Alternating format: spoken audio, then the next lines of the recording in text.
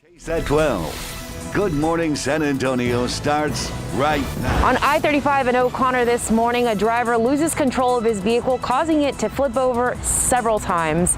The condition of that driver and will this affect your commute this morning? Information just ahead here on GMSA. Plus, honoring the life and legacy of Ruth Ginsburg after she died yesterday, what San Antonians and Mayor Ron Nirenberg had to say after hearing she passed away. And outside with live cam, going to be an absolutely fantastic day. Off to a great, cool, dry start.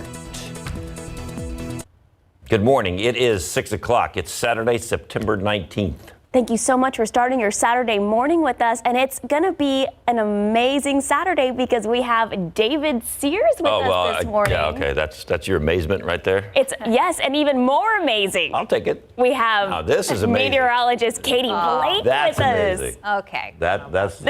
This is a big deal. I do morning. have a pretty good looking Saturday forecast for you, I gotta say. Is that amazing too? Yes, it's going to be amazing. It feels wonderful outside. We've got some drier air in place. Awesome. But of course, big story is what's going on in the Gulf of Mexico. This is Tropical Storm Beta, maximum sustained winds 60 miles per hour. Movement north at just 8 miles per hour. We are not going to see Beta move a whole lot today, but by tomorrow, early next week, the system is expected to inch closer and closer to the Texas coastline. So, of course, we're going to talk all about what that could mean for our forecast early next week coming up. But in the meantime, clear skies out there, a north wind, 70 degrees. Our dew points are steadily falling as I speak. So we're going to have some lower humidity in place today. It's going to feel wonderful out there. Warm in the afternoon, yes, but not overly humid, just awesome. Tomorrow, for the most part, is going to be a pretty pleasant day, but we will start to see some changes later in the day Sunday as Tropical Storm Beta inches closer to the Texas coastline. We'll have a look at your Saturday forecast and, of course, more on Beta coming up in just a bit. Guys. All right, Katie, thank you. This morning, San Antonio police investigating a rollover accident. Authorities responded to I-35 in O'Connor before 2:30 this morning, where a driver had crashed into a guardrail. Alicia Barrera live downtown with the latest from police. Alicia? Good morning. Well, that driver we know was headed northbound on I-35 when he lost control, causing this accident. And just take a look at the damage that was caused. Police tell us this happened around 2:20 this morning, that driver losing control of his vehicle near the O'Connor exit and rolled it over not once, but several times across the lanes of I-35 North until finally it landed on the guardrail, preventing him from hitting traffic on the frontage road. The vehicle landed wheels up and was left with major damage, but that driver was able to get out of his car and only had a few scrapes and bruises.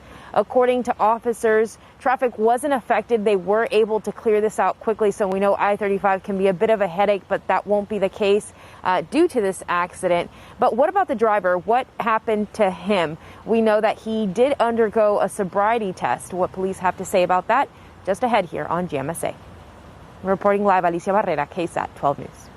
Thank you, Alicia. Also in news this morning, the Bexar County Sheriff's Office has released the identity of the Vaughn Army officer that was struck by an alleged drunk driver earlier this week.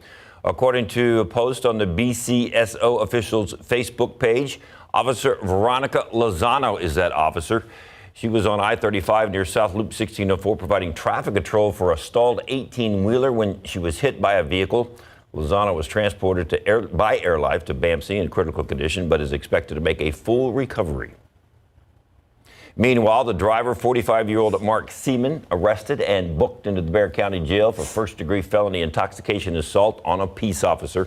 Deputies say they were able to detect a strong odor of alcohol on the scene. Seaman's bond has been set at $100,000.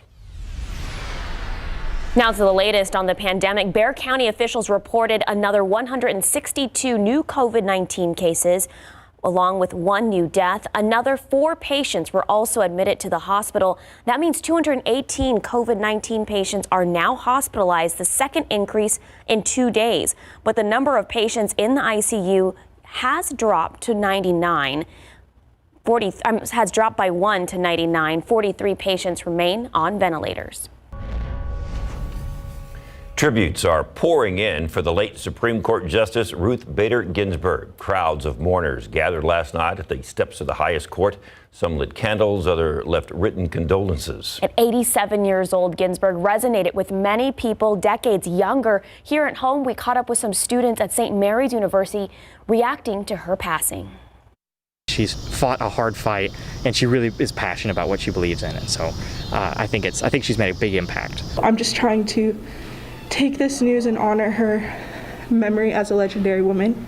And I would be lying if I said that I wasn't a little bit scared to see who's going to take her place, but just got to have faith. Last night, San Antonio Mayor Ron Nirenberg even posted on Twitter about the late Supreme Court Justice, calling Ginsburg a trailblazer, trendsetter, and titan. He wrote, quote, "Thank you, Justice Ginsburg, for everything you did to advance equality and justice through the rule of law. You will be sorely missed," end quote. Well, now gears are shifting as Ginsburg's death comes just over 6 weeks before Election Day. It's likely to set off a heated battle over whether President Donald Trump should nominate and the Republican-led Senate should confirm her replacement, or if the seat should remain vacant until the outcome of the presidential race. ABC's Karina Mitchell has the latest as Majority Leader Mitch McConnell says the Senate will vote on Trump's pick to replace Ginsburg, even though it's an election year. This morning, with the presidential election just over 6 weeks away, the death of Justice Ruth Bader Ginsburg triggering an epic political battle with the ideological future of the court hanging in the balance. Sources close to President Trump say he will name a replacement for Ginsburg in the coming days, and Senate Republicans are promising confirmation. Across the country, an outpouring of affection for the legendary justice. But Democrats are saying not so fast, remembering how Merrick Garland's nomination to replace the late Justice Antonin Scalia was derailed over election year politics. Senate Majority Leader Mitch McConnell saying the nomination was for the next president to make, not Obama. Let me be clear that the voters should pick the president, and the president should pick the justice for the Senate to consider. This was the position of the Republican Senate took in 2016 when there were almost 10 months to go before the election. For now, the nation is mourning the death of a legal pioneer. Crowds gathering at the steps of the Supreme Court as flags above the Capitol and the White House lowered to half staff. 3,000 miles away, a candlelight vigil in San Francisco as tributes pour in from across the political spectrum, hailing Ginsburg's work as a champion of equality in her quarter century on the court. Whether you agreed or not, she was an amazing woman who led an amazing life. She became a pop culture icon and symbol of strength and determination as a 4-time cancer survivor. Chief Justice John Roberts calling Ginsburg, quote, a jurist of historic stature and a tireless and resolute champion of justice. Speaker Nancy Pelosi, the first woman to lead the House, calling her death devastating. Former President Bill Clinton, who nominated Ginsburg to the court in 1993, tweeted that she was one of the most extraordinary justices ever. And former President Barack Obama in a statement saying Ginsburg, quote, believed that equal justice under law only had meaning if it applied to every single American, adding when Republicans refused to hold a hearing or an up or down vote on Merrick Garland, they invented the principle that the Senate shouldn't fill an open seat on the Supreme Court before a new president was sworn in, then called for consistency. Karina Mitchell, ABC News, New York. It is now 6:08, 70, cool, nice, dry to green. Well, a summer sizzler in the home selling market, even though the pandemic has strangled the economy and thousands of people are out of jobs. The home buying market is thriving. Still ahead, a look at why and what's ahead for the housing market. And food delivery robots. We'll tell you all about the new contactless experience next on Good Morning San Antonio. Those are super cute. What's also pretty cute is our weather. It's 70 degrees. It feels great outside. I think our forecast is going to allow you to have a cute day outside as well. Our cute Katie Blake will let you know when we come back.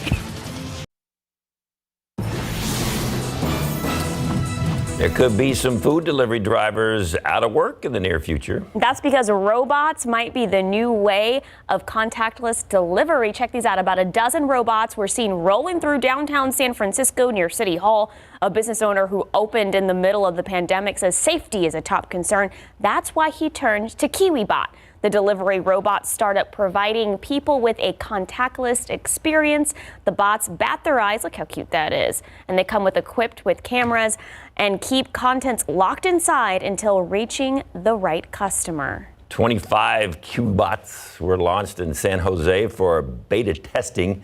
It's the first city to be integrated with a robot company. Not so, no. I like their little winky winks. It's like, hey, you're the right customer. Wink. What are they going to do when somebody hacks in and sends it off to the wrong place, and your food is like in somebody else's living room, somebody else's dining room, somebody else eating your dinner? What are you going to do then? It's a robot that delivers food. But David. Too many things can go wrong with it. It's like the drone delivering your groceries, dropping your eggs all over the sidewalk. I mean, come on. Cute though. It was cute. It was a little winky wink. Great. I don't want him to get run over though. That's my big concern. Save the bots, Katie. Save the bots. I'm worried about that. Not going to hurt if he gets run over. Bots have feelings too. Oh man. Great weather coming up today. I may sound like a broken record in that department because it's just going to be so nice. Look, some of us are in the low 60s, 60 in Kerrville, 59 in Fredericksburg, 70 here in San Antonio, but we still have a little bit of time to see temperatures drop down this morning compared to this time. Yesterday morning, temperatures are generally anywhere from about 2 to 5 degrees cooler, and a big reason for that is because we've got some drier air moving in this morning. Check out our dew points in the 50s and 60s. Yeah, 60 considered muggy, but it's really the upper 60s where it starts to feel more muggy. When you get down into the low 60s, things start to feel nice and dry. Even David was saying, man, it felt nice and dry out there this morning. It's really, really comfortable. And our dew points are actually going to continue to fall during the day today a little bit more, not down into the 40s or anything like that, but most of us will see dew points in the 50s. Basically, that means it's just not going to feel so humid out there today. So nice this morning. We'll be in the 70s, 80 at lunchtime. High temperatures today. Yes, up in the upper 80s, closer to 90 for some of us. So it will be warm, but again, comfortable because of the lack of humidity. Can't rule out a few fair weather clouds this afternoon and a nice breeze in place today. North-northeast winds 10 to 15 miles per hour. So 88 your high here in San Antonio. We've got some low 80s up in the hill country this afternoon. Look for a high near 89 in Cotulla and 87 out in Del Rio. So no rain in the forecast today, but starting tomorrow, especially later in the day tomorrow, we are going to start to pick up rain chances, and then they really peak Monday into Tuesday, and that is because of what's going on in the Gulf of Mexico. So as of 4 a.m., Tropical Storm Beta still spinning there in the central Gulf.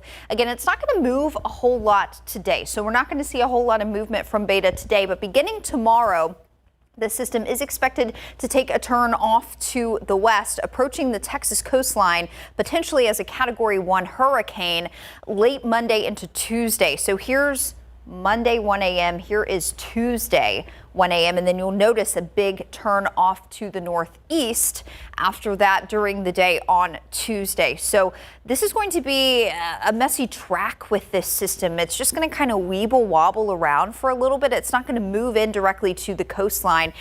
And because of that, there's still a little bit of uncertainty as far as impacts down on the coast and rainfall. But as things stand right now, several inches of rain possible over a couple of days down closer to the coast. It does look like the flooding rainfall could stay off the Texas coast. That would be good. Here closer to San Antonio over the next several days through the middle of next week when this system is hanging around, probably closer to just 1 to 2 inches of rain. And then you go west of 35 and rainfall totals drop off even more. So what's going on with this system? Why is it moving so slowly? And why is it just going to kind of hang around the Texas coast the next couple of days? A big reason why is this area of upper level high pressure that's going to move in over Texas today. So this is going to kind of act as a blocking system for Tropical Storm Beta during the day today. So this sits over Texas. Beta doesn't move very much. But by tomorrow, this upper level high will start to weaken and kind of break apart. And that's going to make room for Beta to inch closer to the Texas coastline late Sunday as we get into Monday and Tuesday. So we're going to keep a close eye on Beta for you. But just know that beginning late tomorrow, we'll start to see some showers sneak in, and then pretty decent chance of some tropical downpours off and on Monday into Tuesday. Then as that system moves away by the middle part of next week, we'll see our rain chances drop out of the forecast. But with the added cloud cover and rain, we'll see our high temperatures likely stay closer to 80, upper 70s next week, guys. Not 190 on that board. I love that. Maybe not a good report card, but I mean, if you're an A student. 6, 17, and 70 degrees. It took a second. Getting into the Halloween spirits a little early, still ahead. Why you should talk like a hey, matey. I was waiting for it. Hey. And summer home sales are booming. We'll have all the details. That's up next. Welcome back. It is 6:21. It was a hot one for summer home sales despite the pandemic and economic beating we took. Area home sales so far this year exceeding last year. 12 on your side's Marilyn Moritz looks at why people are on the move. For sale. These are signs of normalcy. The home buying market thumbed its nose at the pandemic. After a cooled off spring, summer home sales got hot, up 14% in June, up a scorching 25% in July, and now up 7% in August, all compared to the same times last year. I mean, the economy's obviously been disrupted and with thousands of people out of jobs, yet the housing market remains strong. Why is that? I think one of the biggest reasons are the interest rates. People's buying capacity now is so much greater. We're seeing most loans now under 3%. This week, mortgage rates averaged 2.8% for a conventional 30-year loan. As for job losses, economists say many were in lower income industries where people tend to rent. Another reason for the buying boom, pent-up demand. Peak season simply shifted a few months. And realtor Kim Bragman says people staying home more found they needed more home. A lot of what we're seeing is people wanting more space and realizing that they can work from home. One thing that's not booming, houses for sale. Listings are way down, pushing prices up. Now with thousands of sales left pending last month, September looks to be strong and normal too. Marilyn Moritz, KSAT 12 News. 6:23 and 70 degrees. Today's the day to pull out your old pirate costume. We'll tell you why after the break. All right, let's try this again. Ahoy, matey. Are you ready for this story? Yeah. Well, so. Halloween is just a little over a month away, and just in time for early celebrations and costume preparations, Saturday is National Talk Like a Pirate Day. Whether you deck out your house to look like a pirate ship like this one, or you get an eye patch and call it a day, today's the day to celebrate. Today's the day to celebrate. We're like really bad at this. This is awful. Come on, it wasn't too bad. No, so it's okay. 6:26, 70 degrees. Something to work on. Yeah. Knowing the difference between allergies and a cold still ahead in our next half hour, the signs you need to look for. And taking a look at transportation in San Antonio. Coming up, the history of transit in our city.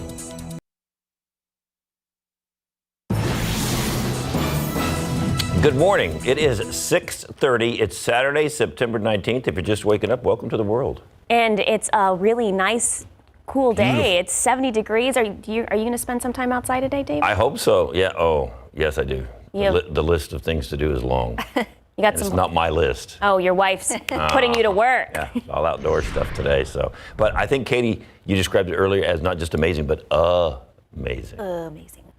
Amazing. I'm going to step outside this morning and go, because it's not overly humid, very pleasant. David, you really can't complain about the yard work today because it's going to be pretty nice out there. 70 degrees right now. Clear skies. Yeah, good luck with that.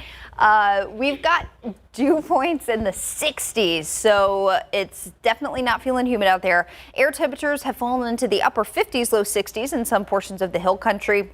We've even got a little bit more time to see temperatures drop a couple of degrees elsewhere. Again, our dew point numbers, these numbers are down in the low 60s and 50s. So that's why when you step out, it's just not going to feel so humid out there. And that's what's going to keep things feeling pretty comfortable, not only this morning, but also all day today. Our winds are out of the north, light for the moment, just about 5 to 10 miles per hour. But we're going to actually see a nice breeze kick in by about lunchtime, and it'll be in place for the rest of the day. So today, 88 this afternoon with lower humidity, plenty of sunshine. Tomorrow, first half of the day, a lot of sun, but then we'll start to see some changes begin, increasing clouds and also a low chance of rain as Tropical Storm Beta inches closer to the Texas coast. The very latest on Beta and what it means for our rain chances heading into early next week, coming up in the full forecast. Guys. Thank you, Katie. Well, a vehicle rolls over the lanes of I-35 near O'Connor this morning, finally landing on its hood near the frontage road. San Antonio police responded to the accident before 2:30 this morning. Where the priority was to make sure the driver inside that vehicle was okay. Elisa Barrera is live downtown with more from police. So, Elisa, what do we know about that driver? Well, we know the driver is a male. We don't have a name yet, but we do know what police suspect could have happened, caused this accident, and that's alcohol. Take a look at what was going on in the scene around 2:20 this morning. Police suspect alcohol could have been a factor as to why the driver lost control of his vehicle near the O'Connor exit and rolled it over not once, but several times across the lanes of I-35 North. That silver Mitsubishi was close to rolling over onto the frontage road, but instead crashed into the guardrail. The vehicle landed on its hood, but the driver was able to get out. And listen to this. He only had a couple of bruises and scratches, nothing major, according to police. And this morning, the investigation does continue. Again, that driver we know underwent a field sobriety test and was eventually taken in by police for a DWI. No name yet, but we will be keeping up with police to get that information. Reporting live, Alicia Barrera, KSAT 12 News. Thank you, Alicia. Well, the Wells Police Department is searching for an abducted 1-month-old child who is believed to be in grave or immediate danger. Police say they're looking for Armadri Arguman. Armadri is 22 inches tall, weighs 9 pounds, has black hair and brown eyes. Police say he was last seen wearing a diaper at 8:30 in the morning in the 500 block of Old Forest Road. That's in Wells, Texas. Officials are also looking for a green Ford Ranger in connection with the abduction. Wells is more than 280 miles away from San Antonio. Anyone with information is asked to call Wells Police at 903-683-2271. Again, that number is on your screen. The San Marcos Police Department asking for the community's input on their current use of police force. SMPD officials announced the formation of a new committee that will be responsible to review practices as an effort to improve response from police. The move comes after the call for change and police reform grew louder across the country. Interim Police Chief Bob Klett says each community is different and has different expectations for the men and women who serve to protect. And this ad hoc committee is just a more formalized way of doing that, looking at our use of force policies and providing some feedback. The deadline to apply for the Citizen Advisory Committee is September 30th. San Marcos City Council will be choosing committee members in early October. To learn how to apply and for a list of SMPD policies, head over to KSAT.com. Our weekly digital program, KSAT Explains, returned this week with a brand new episode. If you've ever watched the show, you know it's where we take one topic and cover different aspects and angles of it.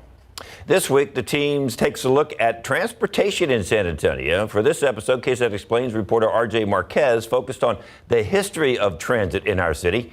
He stepped into the breakdown booth to share what he learned while reporting. The history of transportation in San Antonio. This is not a topic I knew very much about, but I was able to really kind of take away a lot of valuable information. First thing is that our city has been very resilient when it comes to public transportation. We introduced streetcars in the late 1870s, early 1900s. We were the first major city to abandon streetcars, but yet they had a very positive impact in the city. They helped downtown grow. They helped a lot of suburbs grow, like Woodlawn Lake, Alamo Heights. Now, of course, streetcars, they sort of led into the introduction of buses. I did not realize going in that San Antonio was a huge city for city buses when it came to Fort Sam Houston, when it came to transportation in and out of the base there, we really kind of grew with the wartime efforts. We were the first major city to get an air-conditioned bus. Now, moving ahead, obviously the pandemic had a huge impact on our city roads. A lot of highways were empty. We saw traffic really kind of dwindle down during the summer, but that has not stopped a lot of major projects. We still have a lot of expansion heading out to the suburbs, heading out past 1604. And last thing I thought was really interesting as we move ahead towards hopefully being more of an equitable city, I think that public transportation is going to play key when we look at how people in underserved areas can reach grocery stores, how they could reach schools. If they don't have cars, how they can be able to reach work. And I was just really kind of blown away by the amount of things that we were able to learn by putting together these 2 episodes.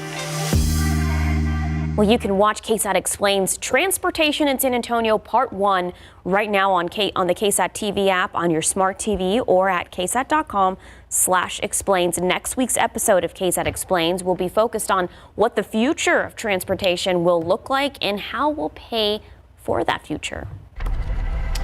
If you think today is going to be a gorgeous day, gorgeous enough to head to the beach, got some news for you. Access to South Beach on Padre Island National Seashore is going to be closed today. The closure will begin this morning at 8 o'clock, comes as the area is preparing for coastal flooding caused by Tropical Storm Beta.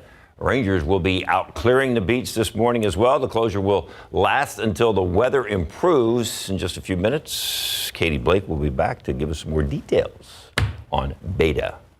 Sounds weird saying beta. I know. We're into that Greek alphabet. 6:38, 70 degrees.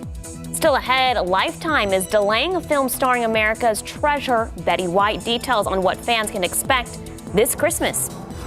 And you have heard, and have you ever had a hard time telling whether you have a color or it's just your allergy? I have a cold. Oh, it's a cold. Cold. Do you know if you got a cold or not? We're going to talk about that coming up next after the break.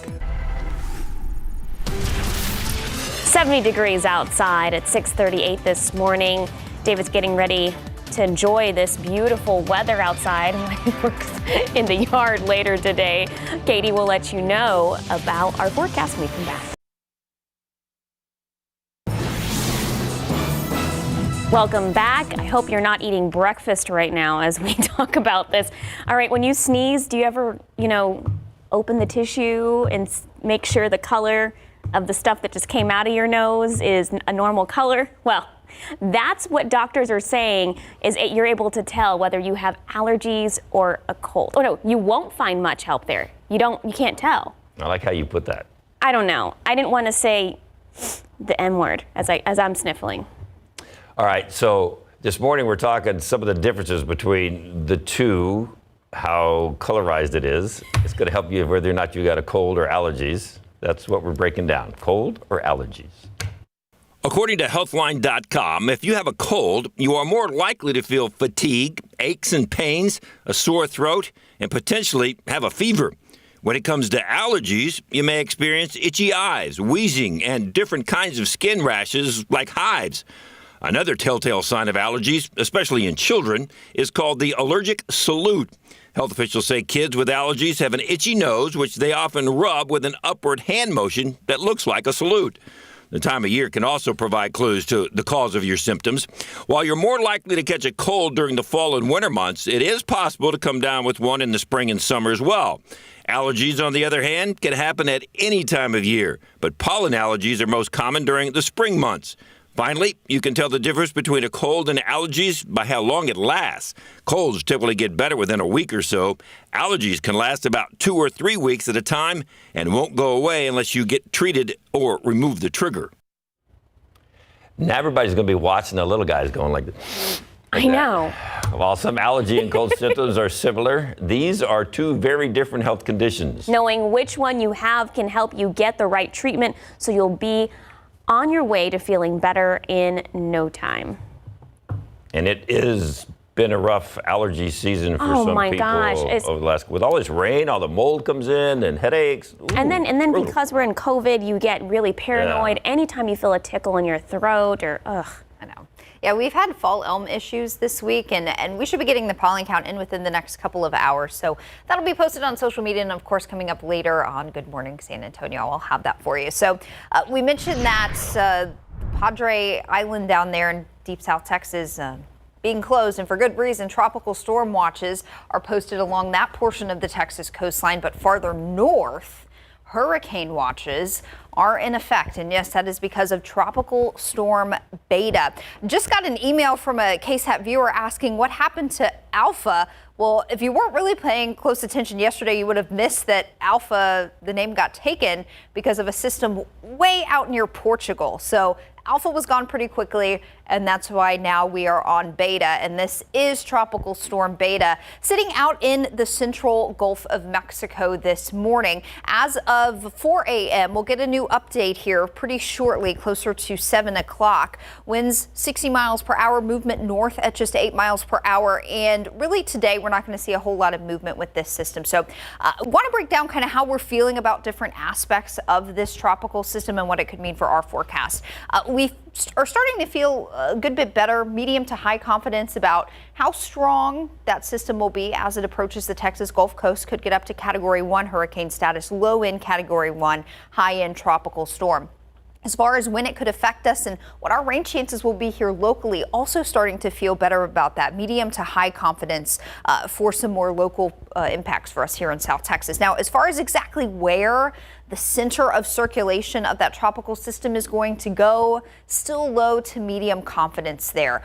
There's still some question as to exactly how far inland the center could move. That will impact our rain chances just a bit. But as things are looking right now, rain free today, rain chances do start to pick up tomorrow, especially during the second half of the day. And then we'll see rain chances peak, becoming a bit more scattered Monday into Tuesday, and then tapering off by the middle of next week. It's not going to be raining all day Monday and Tuesday, but we will have some off and on tropical downpours. So here is the very latest forecast track. This is a mess here because the system is moving slow, and it's just going to kind of meander around the Texas coast for a couple days. So that's why all this is kind of bunched in here together.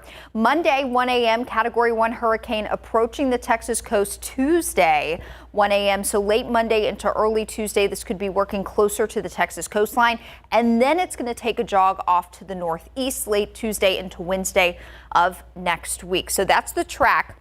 As far as when we could start to see a little bit of rain here, I think we could start to see some of the outer bands of this system working in down closer to the coast very late tonight, overnight tonight through early tomorrow morning. Here in San Antonio, we could start to see a couple of isolated showers work in, I think, late tomorrow afternoon into the early evening hours. This model, I think, is painting the rain coming in just a few hours early. And then some isolated downpours continuing to move in Sunday night into Monday, a scattering of some off and on tropical downpours as we get into Tuesday. So here's a look at your day tomorrow. We'll start off pretty sunny first half of the day through lunchtime, doing okay. We'll start to pull in some more clouds and then low end chances of some isolated downpours back half of the day tomorrow. That's your Sunday. As for this morning, so nice out there. We've got some lower humidity in place. It really feels great. It will be warm this afternoon, but overall pretty comfortable. Changes roll in tomorrow and a couple days of rain chances. We're not worried about flooding here in the KSAT viewing area. So that's good news. Just another nice shot at some welcome rain, guys. So we need to get out and do something today. Yes. Beautiful day today. Absolutely. Sounds like fun. 648, 70 degrees. Well, coming up next, filming put on hold while Betty White fans have to wait a little bit longer for her holiday movie. And check out some lottery numbers for you as we go to break. Pick 3048, Fireballs 2, and Daily 4 is 6433, Fireballs 5. Cash 5, 6, 9, 20, 23, 31. And Mega Millions 26, 29, 41, 52, 64. Bonus Ball 11, or is it Mega Ball 11? Megaplier 3.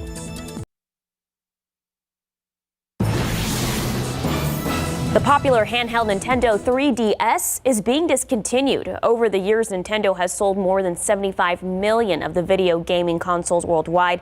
Originally launched in 2011, the 3DS was designed to replace the Game Boy and Nintendo's DS. Now it is making way for the hugely popular Nintendo Switch, but the 3DS is not obsolete. Besides Pac-Man and Mario Golf, there are still more than 1,000 games available to play on it. Betty White fans, listen up. You're going to have to wait a little bit longer for her holiday movie to come out. Lifetime delaying the untitled film until 2021 now. Entertainment Weekly reports that it's being pushed back because of COVID-19 filming restrictions. In the movie, 98-year-old White plays a character helping Santa prepare for Christmas. Not to worry, Lifetime still has some holiday spirit up their sleeve. The cable channel has 30 new movies coming out. Most of them had already been filmed when the pandemic hit. So that's something to look forward to for Christmas. 98 years old. Yeah, pretty good. Looks pretty good for 98. Yeah, pretty good. It's 6:52. It's 70 degrees. Now let's take a look at what's coming up next on Good Morning America. Good morning. Coming up here on GMA, breaking overnight, Supreme Court Justice Ruth Bader Ginsburg has died after a battle with cancer. We take a look at her legacy as a champion for women's rights and the political upheaval ahead in Washington. Plus, ravenous wildfires consuming the West Coast still. The fires threatening neighborhoods and prompting more evacuations. And coronavirus controversy, the CDC reversing testing guidelines again as researchers race towards a vaccine. It's all ahead here on GMA.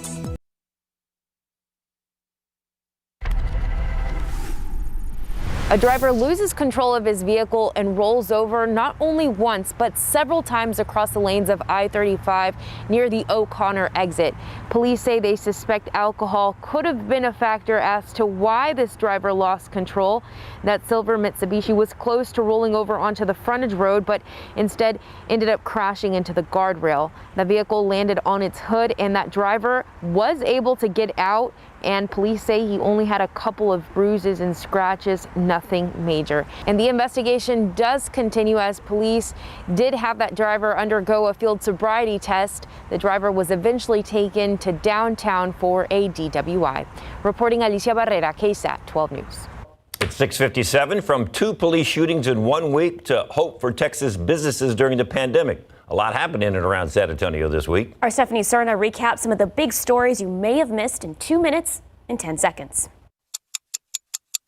Some community activists who had been asking San Antonio city leaders to cut local police funding say they are feeling defeated after the city council approved a nearly $500 million police budget for 2021.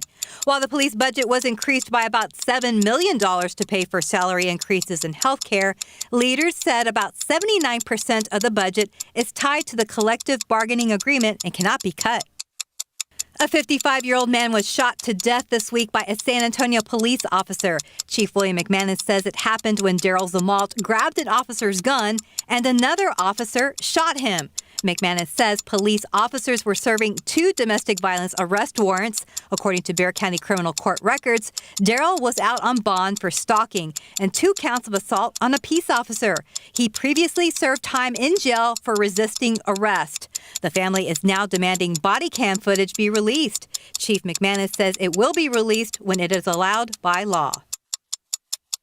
The Balcones Heights Police Department is reviewing body camera footage from another shooting after police say a man reached for what appeared to be a gun. Reports say that man was making threats with what appeared to be a gun. According to officers, he did not listen when he was told to put his arms up. That's when he reached for what turned out to be a makeshift piece of pipe, and the officers fired 5 rounds, hitting the suspect in the knee. The 2 veteran officers involved are on administrative leave. And Governor Greg Abbott has announced new guidelines for reopening Texas. Starting Monday, September 21st, areas where COVID-19 hospitalizations are less than 15% can increase capacity from 50% to 75% in retail stores, restaurants, office buildings, and gyms. Hospitals are also allowed to resume elective surgeries now. And starting Thursday, September 24th, long-term care facilities can reopen for visitation as long as there are no COVID-19 outbreaks. And that was your week in 210. Stephanie Serna, KSAT 12 News. Starting your day in the upper 60s this morning. It's going to be beautiful this afternoon, but tomorrow we will start to see some changes roll in because of Tropical Storm Beta. That system will give us some scattered tropical downpours through early next week, clearing out by Wednesday. Breakfast on the porch morning. Oh, yeah. Oh, coffee on the porch, breakfast on the porch. Yeah. GMA is next. Make sure you tune in back for us starting at 8.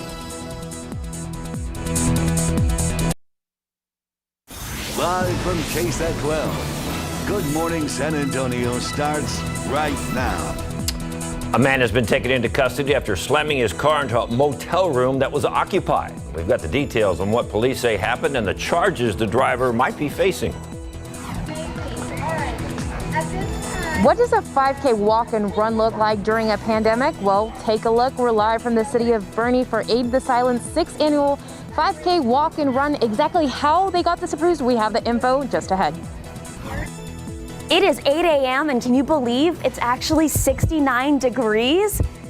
We're getting closer to fall. I know it officially kicks off this week. Our Katie Blake is in for Sarah Spivey and she'll let us know if we're going to have fall-like weather this weekend or not. And good morning. It is Saturday. It's September 19th. It's breakfast on the back porch day. Yeah, you can actually drink your hot coffee outside and not get hot outside. You might actually have to put on some sweats or a jacket or long pants or something outside. I was going to say, you saw on Alicia's live shot, people getting Yeah. ready for the 5K. I saw some long sleeves. Yeah. I'd be in long sleeves. Anything under 70, I'm cold. I know. That's our Texas blood for us. Yeah, it is going to be a beautiful Saturday. Some changes will start to roll in tomorrow, so enjoy today. We've got temperatures in the 60s across the board this morning. It feels great out there. Clear skies as well, so the sun is starting to peek through. It looks a little hazy there. But it's really, really pretty out there this morning. I said 60s across the board, technically 70 in New Braunfels, 71 in Castroville, but very, very comfortable. Here's a look at your Saturday, a great day to get outside. Yes, we're in the 60s now. It will warm up. We'll be in the low 80s by lunchtime, and high temperatures today will pop into the upper 80s, 88 here in San Antonio. Maybe a cloud this afternoon, but overall plenty of sunshine, a nice breeze as well. Bottom line, great day to get outside, spend a little bit of time outdoors. Now, of course, the big story weather-wise is what's going on in the Gulf of Mexico. This is satellite view of Tropical Storm Beta. As of 7 a.m., Beta is still a tropical storm, winds up to 60 miles per hour. Movement is north at 8 miles per hour. Here's the center of circulation. Notice all the cloud cover on the satellite imagery is off to the east side of the system, so it's pretty lopsided, and it's not going to move a whole lot today. It's tomorrow and tomorrow night that we'll start to see it move farther west, closer to the Texas coastline. We'll talk about what that could mean for our forecast here as we get into next week, coming up in just a little bit, guys. All right, Katie, thank you. New this morning, a man has been taken into custody after falling asleep behind the wheel and slamming into a motel room on the city's northeast side. It happened just after 12:30 this morning at the Motel 6 located at I-35 and Industry Park Drive. And police say the man fell asleep behind the wheel in the parking lot of that Motel 6. They tell us he forgot to put the car brake on, and that's when the vehicle jumped the curb and then slammed into a room that had people inside. Fortunately, those people in the room were not injured. The driver taken into custody under suspicion of alcohol. Charges are pending. Now to the latest on the pandemic here in Bexar County. There have been 4 new COVID-19 patients admitted to our local hospitals. That brings our total to 218 COVID-19 patients now hospitalized, a second increase in 2 days. Good news, though, the number of patients in the ICU has dropped by 1 to 99. Meanwhile, 43 patients remain on ventilators. There are 162 new COVID-19 cases reported, with a total of 50,587 positive cases since the pandemic started. We have 1 new death, and our 7-day moving average of cases is 134. They're getting assigned to protect populated or housing areas from being affected. So they're cutting down lines with dozers and getting it down to the dirt. And then the crews are coming in behind that a little bit and clearing that a little bit more, or cutting some trees down as well. The people he is talking about, more than 200 Texas firefighters. They are working around the clock helping California crews fight those massive fires. 17 of those firefighters are from the Bexar County area. Right now, crews there are helping with the Creek Fire. It's in Central California, and the August Fire, which is in Northern California. Crews that just returned this week with Bexar County Fire District 7 say their job was to coordinate controlled burns, protect homes, and run houses. They say it was a learning experience that might even help them fight fires here at home. We don't have the same terrain or fuel loads, so to speak, in Texas. But if we could handle what's going on in California, we're much better prepared to deal with the wildfires that we do run into in Texas. They say they will not forget the hospitality they felt from those in the fire zone who appreciated that crews from around the country are helping them in their time of need. The crews deployed now return in about 2 to 3 weeks. KSAT 12 is going to be holding a political forum with the candidates for Bexar County Commissioner Precinct 3 next week. Republican Trish DeBerry and Democrat Christine Hordick will participate in a debate on September 22nd. KSAT 12's Steve Spriester will be moderating the debate. It'll start at 7:30 and will be live streamed on KSAT.com. Precinct 3 encompasses most of the north side of the county, and you can submit a question you would like to have asked by finding this story on KSAT.com. Everyone is welcome. That's the theme for this year's Aid the Silent 5K. It's a race founded by former Miss San Antonio and founder of Aid the Silent, Emma Faye Redkin. The nonprofit organization focuses on helping deaf and hard of hearing children and teens. Our Alicia Barrera is live in Bernie for the kickoff of today's in-person and virtual 5K. Good morning, Alicia. What does it look like out there? Good morning. Well, right now it's a little quiet. They're in the middle of a prayer, so we want to be respectful. I'll step away here, but still keep sharing this information. Katie mentioned earlier that people are wearing long sleeves. It is feeling kind of chilly today, but the big question, how is it possible that they're holding an in-person 5K during a pandemic? Well, they work with the city of Bernie. Aid the Silent is a nonprofit organization, and the way that they made it work, usually capacity is around 800 runners, but this year they had to cap that number at 400. But still, many of those 400 runners that signed up decided to go virtual this morning. But here at the 5K, you will find 4 safety stations. Those are scattered throughout this area here. And then to the right, you'll see the finish line. We'll show over here. And what runners will have to do, they will have to keep their masks on until they start running. So the way this will work, they've divided the runners present today into groups. And even within the group, they'll have staggered start times. So, you know, this is very unusual during a pandemic to see so many people gathered, but no, everyone is asked to keep their masks on. So here just in this, in the Bernie Main Plaza, you see people wearing their masks, remaining socially distanced from anyone who's not part of their group, whether that be family or friends. So we'll be sticking around here all morning. Later on, we'll be talking to the founder of Aid the Silent, that's Emma Faye Redkin, also Miss Former San Antonio, on more of what this means, not only to her, to this organization, but to the deaf and hard of hearing community. Reporting live from Bernie, Alicia Barrera, KSAT 12 News. Couldn't tell if Alicia had her running shoes on or not. I don't know. She had her mask on. Mask on. She's ready. She's ready. Does she have her shoes on? That's the question. 8:08, 69 degrees. Great day for a run, isn't it? Oh yeah. Well, buying a new appliance is a big financial decision. Still ahead, our RJ Marquez gives us some important things to keep in mind to make sure you get the best one for your home. And how much do you know about the Alamo City? If you don't know a lot, we've got a preview of a KSAT streaming special that gives us 20 facts about San Antonio. That's next on Good Morning San Antonio. 69 degrees. If you haven't opened your door yet, you might want to do so because it is nice, cool, fall feeling like weather outside. But will it stick around this weekend? Our Katie Blake is in for Sarah Spivey. She'll let you know when we come back.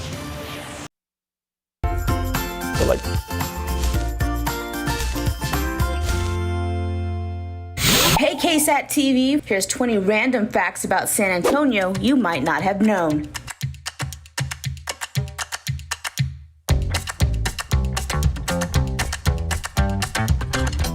San Antonio is considered the most Catholic city in the United States.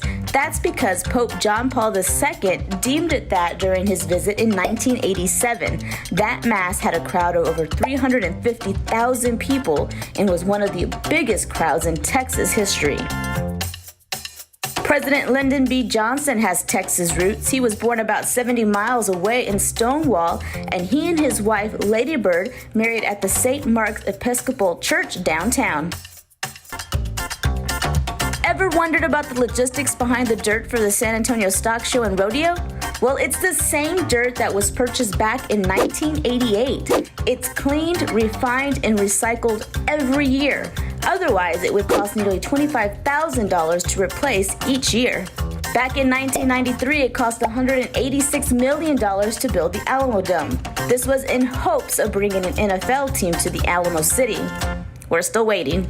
Speaking of sports, did you know Shaquille O'Neal actually got his start in San Antonio? He led Cole High School to a state championship back in 1989. Yes! And did you know that? I knew that. And I just found out, so I did not know you're old as dirt. I'm old as dirt. That dirt that was purchased in 1988 was the year I was born. That's amazing. Don't do the math on that. Well, so we know that wasn't all 20 facts, but there is a lot more to learn about San Antonio. And you watch the full video, just head to KSAT TV app. It's available any way you stream, like on Apple TV, Roku, Amazon Fire Stick, and your smartphone. If you haven't downloaded it yet, it's where you can find exclusive content like KSAT Explains and extended interviews and bonus footage from our top stories. That was cool. I like that. Yeah, it's nice to know somebody else. What did you learn? What did you learn, Katie? I'm going to be completely honest. I was fiddling with my graphics, so. She didn't learn anything, so she has to go back and watch it. Yeah, I got to watch the whole thing. Got to watch the whole thing.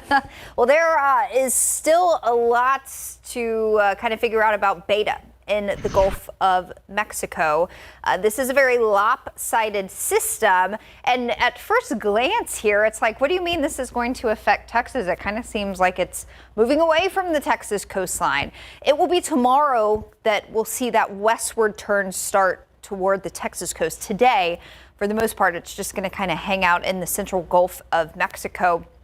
As of 7 a.m., movement was north at 8 miles per hour. I think we'll see that speed even drop even more today. A lot of the deep convection where you see this red color here is again east of the center of circulation of Tropical Storm Beta. So if you're really confused, how did we get to the Greek alphabet? Well, we ran all the way through the original list of names for the 2020 hurricane season, and we checked Alpha off the list yesterday.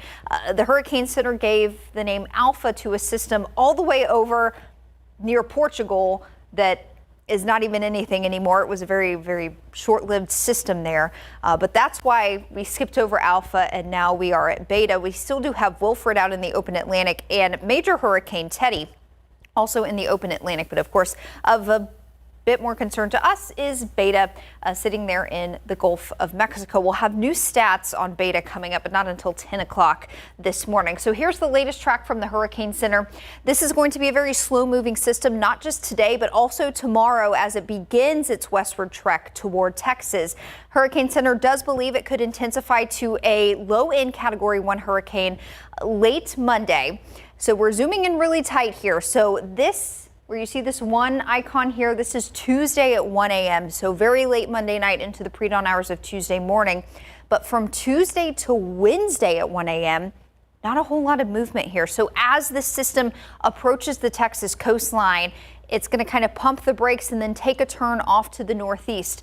It is that very slow movement that is going to make this system more of a big rainmaker than anything else. Now, rainfall totals over the past even 12 hours have been starting to shift farther east as the bulk of that system stays off the Texas coast and in the Gulf of Mexico. But nonetheless, from Corpus up to Rockport, still close to a half a foot of rain possible over several days. These are the estimated rainfall totals through next Thursday morning. There's going to be a sharp rainfall drop off here. That's what I really want to reiterate. Flooding rains more likely down closer to the coast. As you go west toward 35, rainfall totals really drop off here in San Antonio. We are falling now more into the half-inch to inch of rain category over several days. So keep in mind there will be a big rainfall spread depending on where you live, a higher coverage of rain and higher rainfall totals the farther east from I-35 that you go.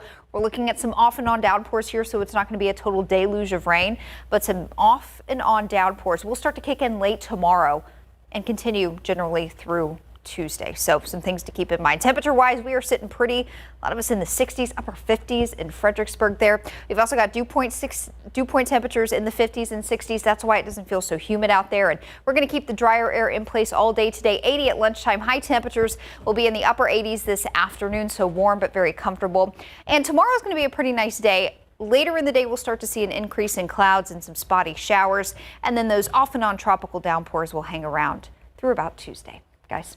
So an umbrella at the beginning of the week for the off chance you get some of that on rain. Yes. You just made it so complicated, David. It may rain later this week. Not that complicated, is it? It is. Well, it's 8:18 and 69 degrees. Hey, some Chicago Penguins get to have a little fun and enjoy some art during a field trip. Who knew they were like connoisseurs of the arts? You're so cute. We've got that coming up on GMSA in just a few minutes. Well, are you thinking of buying a new appliance? Next on GMSA, we have some things you need to know to make sure your money is well spent. Buying a new appliance is a big financial decision. With so many options, you want to be sure your money is well spent. There are some important things to keep in mind to help ensure that you get the best for your home. First, get out a tape measure. Before buying newer appliances, take time and measure your existing ones because appliances have changed in size over time. In particular, refrigerators have become larger than they used to be. Accurate measurements are especially important if you're buying a new appliance to fit into the place of an old one. Without accurate measurements, you could end up having to make adjustments to existing cabinetry or countertops. As you're taking your measurements, check for clearance to access them once they're installed. Be sure to allow space for the appliance doors to fully open. For example, a dishwasher or an oven door are going to need to open at a 90-degree angle, but a refrigerator needs to open more in order for you to be able to access its full storage. While taking your appliance measurements, double-check the width of any doorways you'll need to come through to make delivery a smooth process. Be sure to check the hookups and connections available for your appliance and make note of what you'll need for a successful installation. Be sure to check the wattage of any appliance you're looking to replace. While most newer appliances require less wattage, you still want to be sure that you're not going to overload a circuit and require a surprise call to the electrician. And don't forget the fun part of buying a new appliance, taking advantage of the new features. But additional bells and whistles means more money. So set your list of must-have features before you begin shopping. RJ Marcus, KSAT 12 News.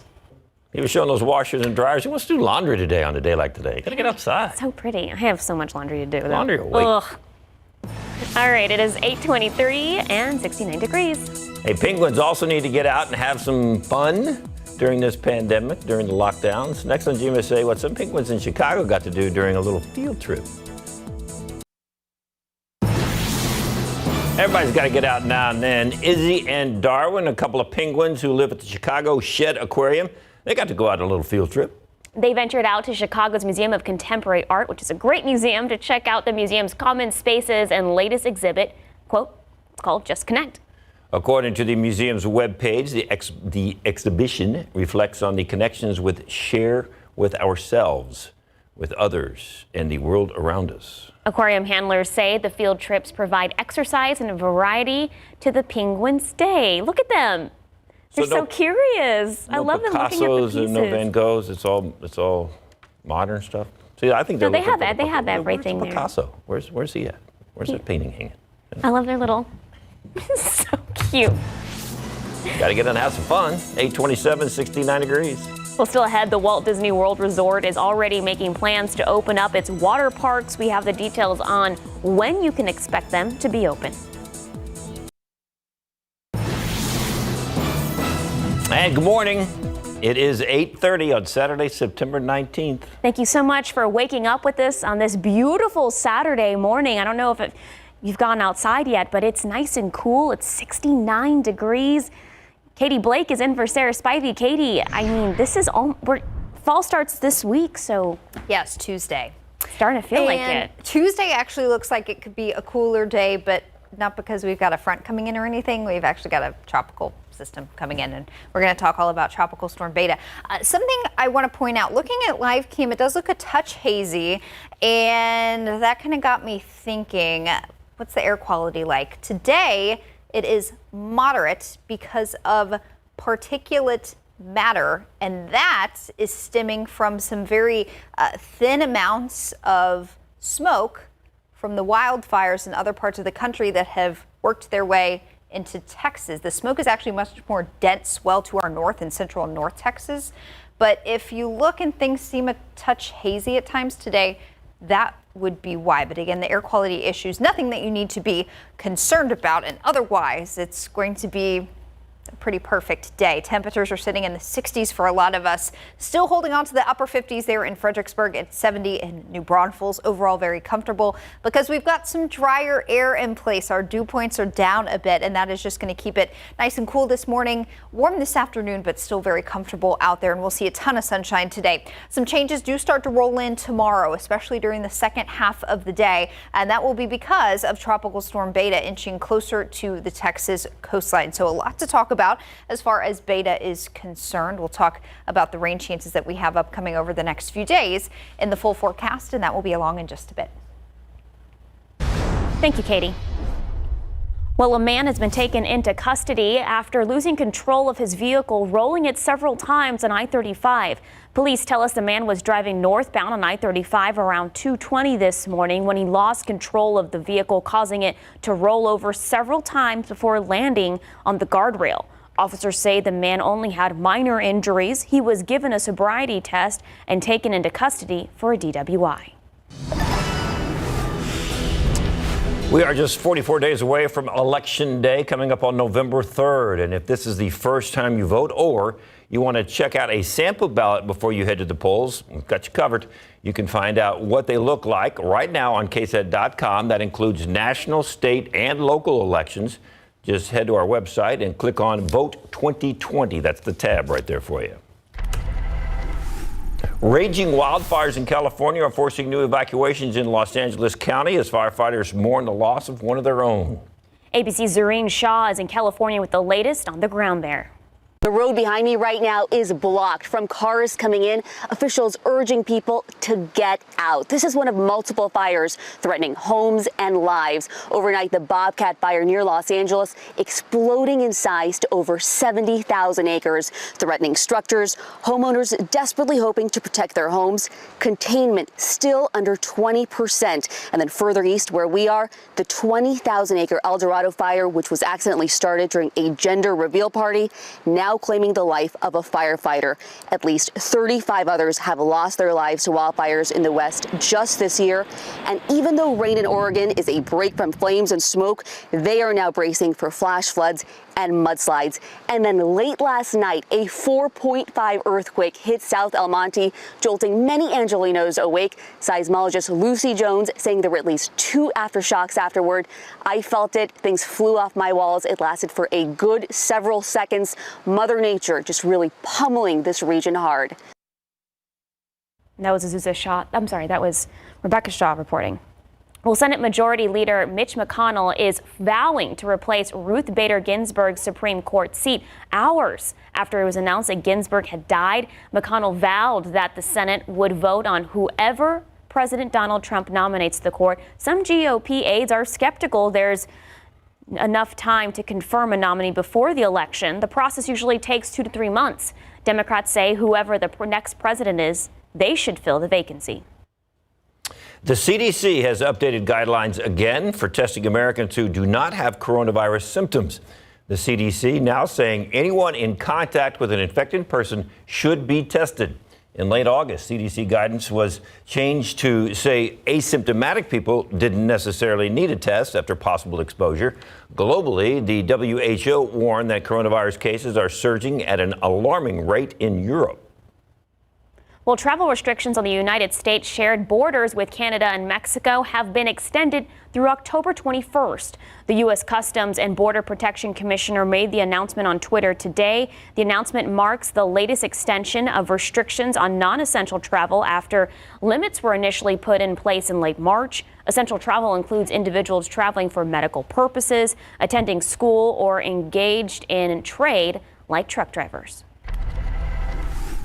Well, it's an unusual sight during a pandemic. A nonprofit organization has been approved by the city of Boerne to host an in-person 5K to continue with their mission. Aid the Silence 6th annual 5K walk and run is one of 3 races approved to continue during the pandemic. Alicia Barra is live from Boerne. So how many people actually showed up for this walk run this morning, Alicia? A lot more than I expected. We're talking in the hundreds. So the number was capped out at 400, and you see this finish line. They're going to be running or walking through here any minute. So it's really exciting. So 400 was the cap registry number, but see, we already have a runner coming in pretty quick. But a lot of them also decided to stay virtual and participate that way. And we want to talk with MFA Redkin here live on KSAT about her mission. How important is this to keep it going, especially right now during the pandemic, Emma? Yes, I feel like people have lost that community, and there's an inventive way to do it that it is important. There's a way to figure out how to make it safe and how to make it inclusive, because I feel like most people right now, we're all shutting down, but we need hope. We need these events, because that really does give us the sense of, okay, we're gonna be okay. Our world's gonna be okay. And our theme this year is actually everyone is welcome. And so that's really pushing hard that we need more than ever to have unity. And it's a time of great disunity. So we need to fight for unity, and we need to fight for inclusiveness. Emma, thank you so much. And she pulled it off. This is the 6th annual 5K walk and run. Yes. Oh my gosh, that makes me, like, I'm getting older every year now. That's crazy. So I started at just at 18 with my very first 5K race with my team. We have an amazing team that put this together. And this race is all about the fact that we are coming together for the deaf community, because sometimes they don't get highlighted. And this is the event they get highlighted at. Emma, thank you so much. And we'll stick around here at AIDS the Silence 6th annual 5K walk run. Again, runners, walkers making their way through here at the finish line. Live in Bernie, Alicia Barrera, KSAT 12 News. Back to you. She's a wonderful spokesperson for that organization, isn't she? I know. Absolutely So glad they got that run happen today. Yep. 8:38, 69 degrees. Well, a new film with one location, a small ensemble with some big names, and a lot of emotions still ahead. We have a preview of the movie Blackbird. Ford saying they're going to be building their new electric truck plant. We've got the details next on GMSA. Let's take a look outside with live cam. 69 degrees. There's that little bit of haze that Katie Blake was talking about, but for the most part, she's saying today's going to be a really pretty day. She'll let you know about your full weekend forecast when we come back. Well, in your consumer news, Ford is saying they will build its new electric F-150 pickup truck in Dearborn, Michigan. The new plant will be located in Ford's massive road complex, the company's historic factory site just south of Detroit. The century-old site is where Ford has built iconic vehicles like the Model A and the Thunderbird. Ford said it will invest $700 million in the facility, bringing about 300 jobs to the complex. Production at the new plant is scheduled to begin in the middle of 2022. Disney planning to reopen one of its parks next year. The Walt Disney World Resort has 2 water parks they're going to open, the Blizzard Beach Park and the Typhoon Lagoon Park. The company has not said which park is going to start accepting guests first, but they are floating that it could happen on March 7th, 2021. They say the government first has to approve the reopening. They will announce at a later time the park that they choose to open. Have been to both, can confirm they're great. Are they? But today's really not going to be like a water park pool day. I mean, I need it to be like 90 degrees or 95 degrees for that to happen. What's wrong with 85 degrees in the pool? It's cold. You don't get cold? Honestly, with the slightly drier air in place, A little chilly? I don't know if I would go there. But it is kind of chilly this morning. I meant a little chilly to get in the pool. Yeah. I bet you, like, you get people in out. Northeast are laughing at this. They're like, oh, yeah, chilly. We'll take it. We got to take any little taste of fall we can get here. I mentioned a bit earlier that we've got moderate air quality today, so that's not anything you need to be overly concerned about. And I think really what you'll notice is maybe just a little hazy look to things. We do have a very light concentration of some smoke filtering in, and that is because of the fires on the West Coast. This kind of odd shape here is because, of course, the fires on the West Coast are being pushed over the Rockies and down into the plains because of the jet stream winds. So there will be thicker smoke up in far north Texas, Oklahoma, Kansas today. But we may notice just a very light concentration again that could kind of make things look a bit hazy. I believe that's what we're seeing here on live cam. Otherwise, a very nice day. 80 at lunchtime, high temperature near 88 this afternoon. Maybe a cloud or two popping up, but overall a lot of sunshine. We are also going to carry a nice breeze all day today, so that'll be nice. Winds about 10 to 15 miles per hour. Temperature wise, starting to warm up now. We've bottomed out, starting to pick back up. 61 in Fredericksburg, just shy of 70 in Cotulla. It is 70 in Gonzales, and up I-35 in New Braunfels. These are the kind of the important numbers today. These dew point numbers falling into the 60s, even some folks in the 50s. That's what makes it feel pretty pleasant out there and not so humid. Those numbers will stay low today and for most of the day tomorrow. By tomorrow evening, dew point numbers will start to shoot back up to near 70, and that's when it will start to feel very humid again. That is going to be that humidity will be pushed back inland by some tropical moisture coming in from the Gulf because of Tropical Storm Beta. Beta will also up our rain chances early next week. I can't rule out an isolated shower later in the day tomorrow, but it does look like Monday into Tuesday will be our best chance to see some scattered downpours across South Texas, with rain chances really falling off by the middle of the week. Here's the very latest on Tropical Storm Beta. Maximum sustained wind 60 miles per hour, movement north at 8 miles per hour. And when you look at the satellite picture, it's really got a lot of its convection well on the east side of the center, but the center of circulation is where you see that little icon there. And believe it or not, after kind of sitting pretty stagnant today, the system is expected to take a turn to the west tomorrow and into Monday. By late Monday and Tuesday, approaching the Texas coast as a low-end Category 1 hurricane. Don't get too fixated on the Category 1 status, because it's going to be a high-end tropical storm, low-end Category 1 hurricane. So Tuesday, 1 a.m., working closer to the Texas coast, but then Wednesday, it takes a very slow jog off to the northeast. So this is just going to kind of meander around the Texas Gulf Coast over the course of several days. And why is that? Well, it doesn't have a whole lot steering it, especially as we get into tomorrow and early next week. Today, we've got upper level high pressure building in over Texas. That's what's going to keep it from moving very much. So Beta will just kind of stay stagnant in the Gulf of Mexico today as this high kind of keeps it down to the south. As we get into tomorrow and Monday, this upper level high pressure starts to break apart and weaken just a bit. And that's when we'll get that movement to the west and eventually a bit off to the north early next week. So this slow movement is going to make this more of a rainmaker than anything else. Higher rainfall totals, anywhere from 5 to 7 inches of rain down closer to the coast. But look what happens as you work farther inland. A big drop off in estimated rainfall, 1 to 2 inches of rain for places like Karnes County, even Wilson County up to Gonzales.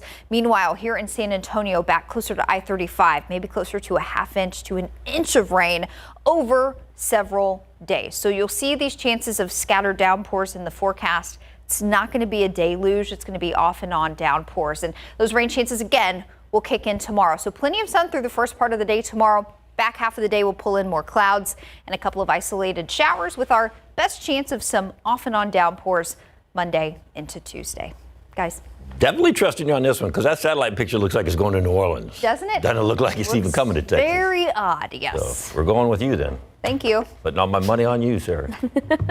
Aren't you? Yeah. All right. Don't sound so sure. I'm very sure.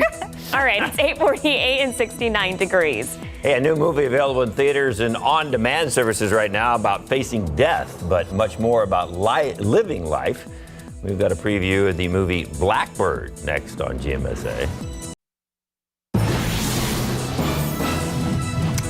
8:51, a new film in theaters and on-demand services is a lot like a stage play. One location, a small ensemble with some big names and a lot of emotions. CNN's David Daniel has that preview.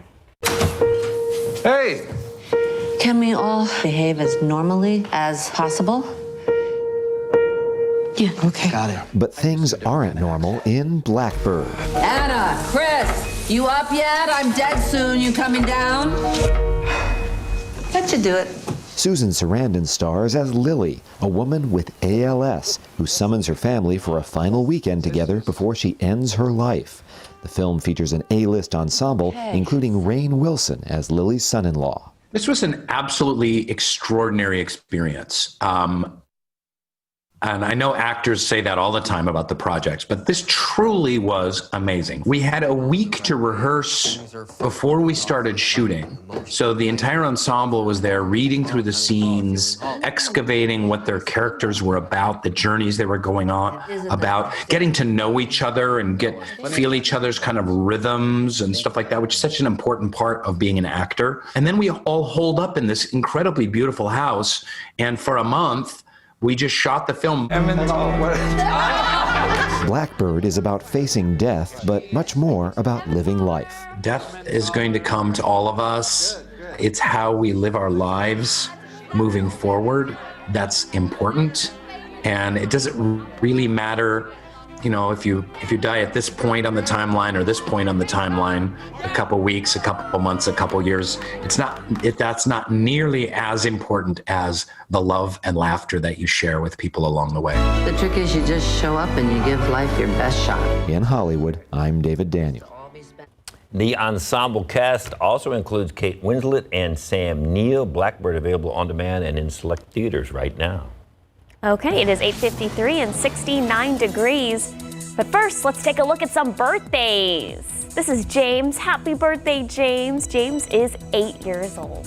And Aubrey is 1. So you know there's going to be a special piece. Look at that. Aww. Look at that smile. Happy birthday, Aubrey. Posted those birthday pictures to KSAT.com/birthdays. Remember to include a name and an age. We show them every Friday, Saturday, and Sunday right here on GMSA. Let's take a look at what's coming up next on Good Morning America. Our KSAT community partners are also working to combat hunger. This month, they're working with the San Antonio Food Bank for Hunger Action Month. Some of the 12 most wanted items are peanut butter, cereal, tuna, beans, rice, baby food, and canned goods. You can also help out by making a monetary donation online or by simply volunteering your time. If you are interested in helping out, head to KSAT.com community, and we've got some more information there for you. It's 8:56. It's up to 71 degrees. Still gorgeous. Very nice. Well, still ahead on GMSA, the latest details on TikTok after the Trump administration decided to ban it. Also coming up next hour, a man crashes and rolls over several times early this morning. How San Antonio police say it all happened.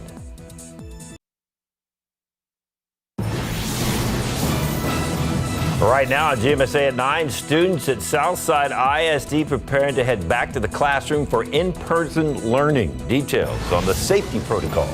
Plus, users only have one more day to download TikTok, what people can expect once the ban takes effect this weekend. And outside with live cam, little haze in the air. Katie Blake will explain that in a few minutes, but it's going to be otherwise a gorgeous day today, so get ready. Good morning. It is 9 o'clock. It's Saturday, September 19th. Thank you so much for starting your Saturday morning with us. And like we've been saying all morning, it's beautiful outside, so you can take your coffee on the porch. A little bit of haze. Yeah. Just a little bit. What is that haze? It's smoke from the wildfires in other parts of the country. The jet stream winds have pushed that smoke from the west coast over the Rockies and into the central plains. That smoke is much more dense up in North Texas, here in San Antonio. In South Texas, our air quality really won't be affected too much, and you have no reason to be concerned. Just know that if things look a little bit hazy today, that is why. We're starting to get our visible satellite picture in. Clouds in the Gulf of Mexico. That is from Tropical Storm Beta. Also some clouds over the mountains of Mexico this morning. Otherwise, clear skies and a very comfortable start to the day. This afternoon, we'll see high temperatures jump into the 80s. A lot of us closer to 90.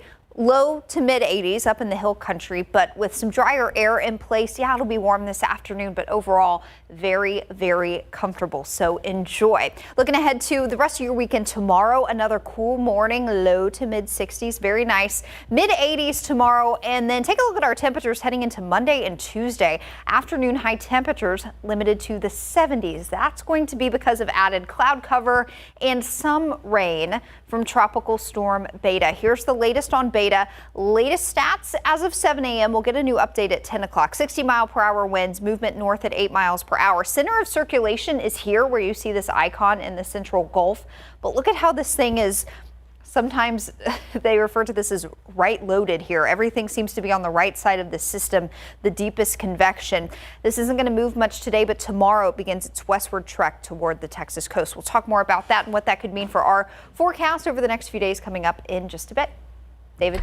All right, Katie, we'll look forward to that. Thank you. Although life is a little different this year, some are getting a sense of normalcy this morning as they support a greater cause. The nonprofit dedicated to helping deaf and hard of hearing children and teens called Aid the Silent is hosting their in-person 5K walk and run. Alicia Barrera has been live there all morning in Bernie. Good morning, Alicia. Earlier we saw the first runner come in. What's it looking like now? Please support businesses. Good morning. They're still running along, you guys. And what I want to show you is exactly how this was made possible, because we know that most 5Ks have been, or even just other running events in general, have been canceled due to the pandemic. So the way that they worked with the city of Bernie is to promise that they were going to maintain social distancing. All runners were asked to keep their masks on, and they were separated into 4 groups. So at the front we have that first group that left, which is pink, then yellow. Over here by where I'm standing is orange, and then in the back was green. And they, through the groups, they also had to start with staggered time. So the runners, after they're done, completed with their 5K, either walk or run, they're asked to put that mask back on to make sure that they're staying safe. And I've gotten a lot of questions, probably daily, at the station. What are these masks and how do you get them? Well, a way to get them here locally is with Aid the Silent. So over here on their merch booth, they are selling them here on site. But if you're interested, $15 either for children or for adults. All you have to do is go to aidthesilent.com, aidthesilent.com, and you'll be able to get that mask. But coming up, you guys, stick with us here on GMSA because we want to hear from participants, specifically from the children and the teens that benefit from this nonprofit organization. So all the funds raised here and throughout the year for Aid the Silent go back to these children who are deaf or hard of hearing to either get hearing implants, receive ASL classes, anything that they need to better communicate and to have a good quality of life and education. Reporting live from Bernie, Alicia Barrera, KSAT 12 News. All right, Alicia, thank you very much. New this morning, one man behind bars. Sorry, David. Well, new this morning, one man is behind bars after San Antonio police say he was under the influence when he crashed on the highway. Officers say it happened around 2:30 this morning on I-35 and O'Connor Road when the driver lost control of the vehicle. The car rolled over several times before landing on the guardrail. Unfortunately, he only suffered minor scratches and bruises. Police say he was given a field sobriety test and was arrested for a DWI. Now to the latest on the pandemic. Bexar County officials are reporting another 162 new COVID-19 cases, along with 1 new death. Another 4 patients were also admitted to the hospital, and that means 218 COVID-19 patients are now hospitalized. That's the second increase in just 2 days. But the number of patients in the intensive care unit has dropped by 1, down to 99.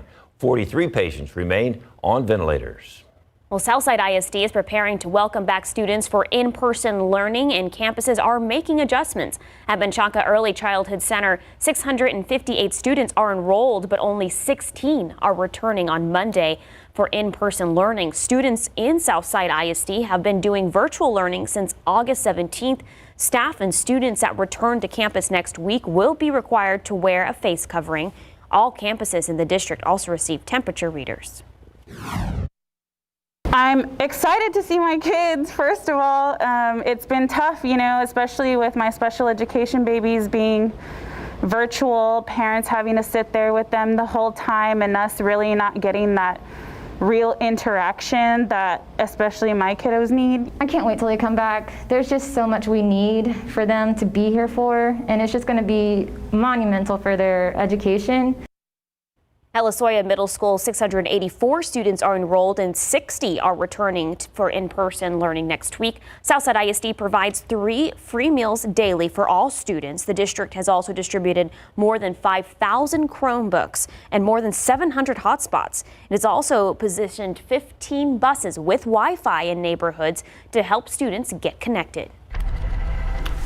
New from overnight, police say 2 people were killed and 14 wounded in a shooting in Rochester, New York. The incident happened on the city's east side. Rochester police and New York State police are on the scene. Several streets had to be blocked off as they investigated. So far, no arrests have been made. Well, also in your morning headlines, the massively popular video app TikTok and messaging app WeChat will be banned from U.S. app stores starting tomorrow. It's all because of the Trump administration's executive orders against the two apps, saying they're a threat to national security. Users who have already downloaded the apps may be able to continue using the software. The restrictions mean updated versions of the apps cannot be downloaded. TikTok said in a statement that it disagreed and was disappointed with the administration's announcement. TikTok is in negotiations with U.S. buyers, but no deal has been finalized. 907, 71 degrees. Well, just ahead on GMSA, helping local senior citizens stay COVID-free and hunger-free. How you can show your local support for our food bank next. And a trio of restaurants here in San Antonio featured on Netflix. We'll tell you whose puffy tacos made it to the big screen. Sounds good right about now. Looking outside, 908, 71 degrees. Today might be your day to go outside and do some stuff, have fun, maybe some yard work. Our Katie Blake will let you know. Wait, fun yard work? You use that in the same sentence? You gotta be positive, right?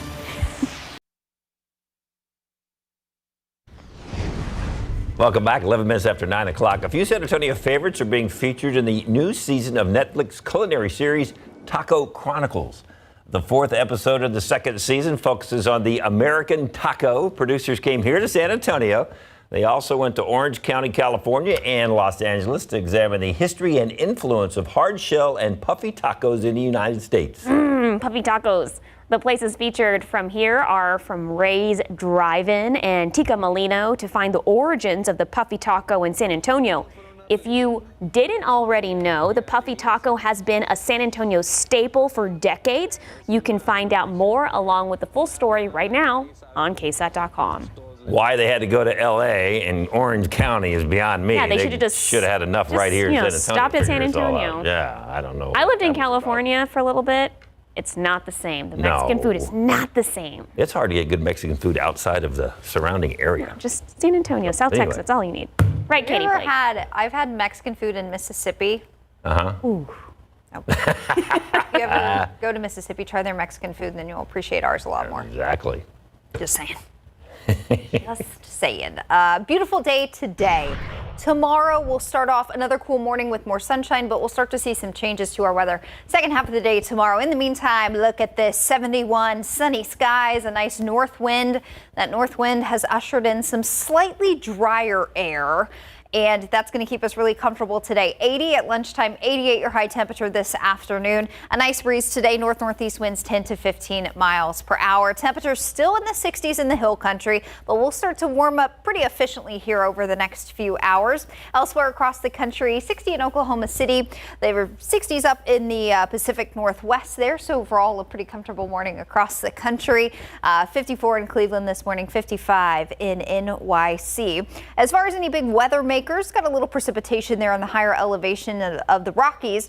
A lot of cloud cover down in the southeastern United States. And of course, that rain you see on radar inching closer to the Louisiana Gulf Coast. That is Tropical Storm Beta. Texas pretty quiet this morning. So we've been talking a lot about Beta, and it is expected to have impacts on the Texas coastline. But looking at it this morning, it seems kind of far away from Texas, and it's actually affecting Louisiana more than Texas right now. The reason why it's going to stay out in the Gulf today and not start to move toward Texas is because of this area of upper level high pressure that is going to move over the state today and kind of sit there. This is going to kind of act as what we would call a blocking high. It is going to essentially keep that tropical system in the Gulf from being able to jog west and get closer to the Texas coast. Now tomorrow that changes. This blocking high begins to break apart and weaken, and that's going to essentially make room for Beta to move west toward the Texas coast, and we'll start to see that happen a little bit today, but it'll really start to inch closer during the day on Sunday. Here are the latest stats on Beta. Where you see that icon there, that is the formal center of circulation. Its movement north at 8 miles per hour, winds at 60 miles per hour right now. All this red here, that's the deep, strong convection, the thunderstorm activity associated with this system. And that's all kind of off to the north and to the east. It's kind of a lopsided system at this time, but it is expected as it turns west tomorrow to intensify just a bit to low-end Category 1 hurricane status. So 1 a.m. tomorrow morning, it's starting to move west. It will continue westward motion Sunday into Monday. By late Monday, very late Monday, really early Tuesday 1 a.m., it's approaching the Texas coast as a Category 1 hurricane, and then by Wednesday, it takes a jog quick off to the northeast. I shouldn't say quick off to the northeast. That's going to be 24 hours here of slow movement along the Texas coastline. It is that slow movement that is going to make Beta more of a rainmaker than anything else. Highest rainfall totals are expected to stay out in the Gulf over the fish there, but from Corpus up to Rockport, then closer to the Houston-Galveston area, 5 to 7 inches of rain possible over several days. There will likely be some localized flooding issues as some of that rain starts to pile up. But look what happens as you get closer to 35.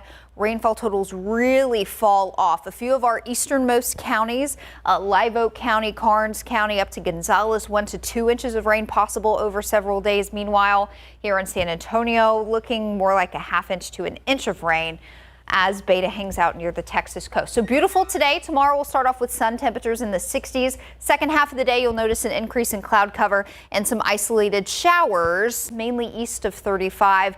Off and on downpours Monday into Tuesday. So a good chance of rain, but just know it's not going to be raining all day Monday and Tuesday. Off and on rain, guys. Love that forecast. Thank you, Katie. 9:16, 71 degrees. Still ahead, a look at last night's football highlights. Yeah. David Sears is pumped about this. We'll have the final scores for some surrounding area teams. Also come up in a few minutes how the San Antonio Food Bank is helping those who need it most during Hunger Action Month. Let's take a look at our lottery numbers. Pick 3048, Fireball 2, Daily 4, 6433, Fireball 5. Cash 5 is 6, 9, 20, 23, 31, and Mega Millions. 26, 29, 41, 52, 64. Mega Ball 11, Mega Plier is 3. Good luck.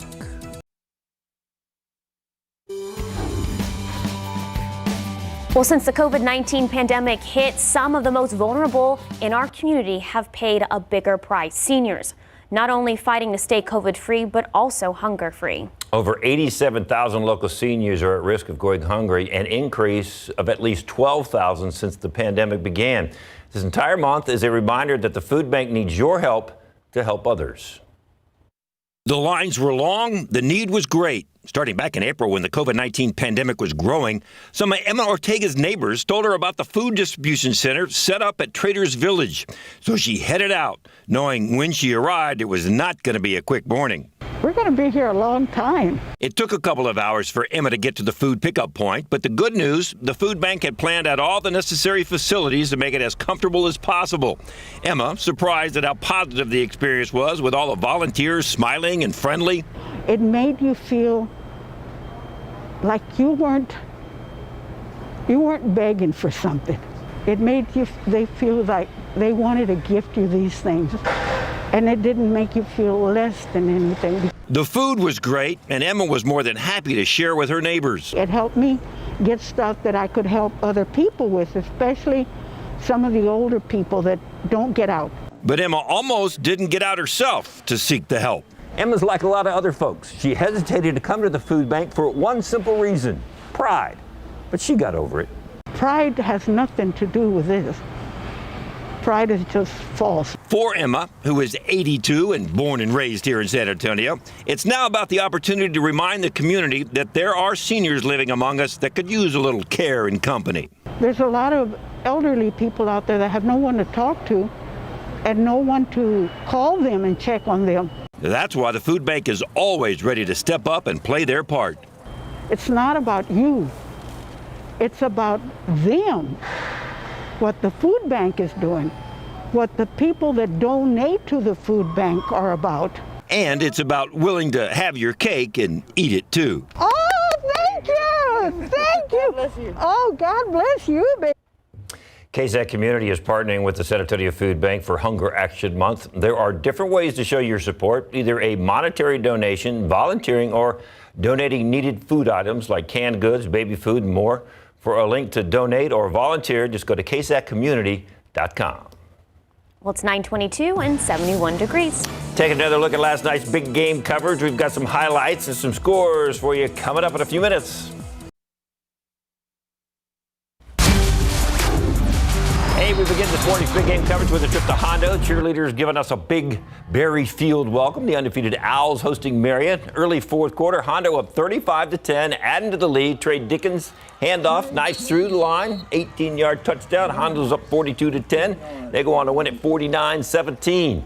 Then here comes Sabinal out of the tunnel at Yellow Jacket Stadium, ready to host Brackett. Home team strikes first. Quarterback Grayson Kowalski keeps it himself. He finds daylight, 32 yards on the touchdown run. Quick 6-0 lead. They go for two, convert it. And the final, Sabinal wins it 50-0. And at Warhorse Stadium, Devine hosting Pleasanton. Home team up 14-0 to start the second half. And they are looking for more. Brady Hackfield dumps it off to Buddy Santos on the screen pass. He gets some great blocks, cuts back, races into the end zone. 49-yard touchdown. The extra point is good. Devine up 21-0 in the final. 30-7 Devine over Pleasanton. And coming up in the next half hour, we've got highlights from Fredericksburg, Jordanton, and Lavernia. What in the world? Giant ribs right now. Show your rib. That only means one thing. Means David Elder is here for another episode of Texas Eats. David is in shock right now, but he's going to be live in studio, and we'll tell you where these giant ribs are from when we come back. That's like the whole animal. Yeah, I know. I'm excited. What? Plus, more than a third of Americans know someone who has been affected by COVID-19 after the break, where health officials say the virus has caused the largest mass fatality in history.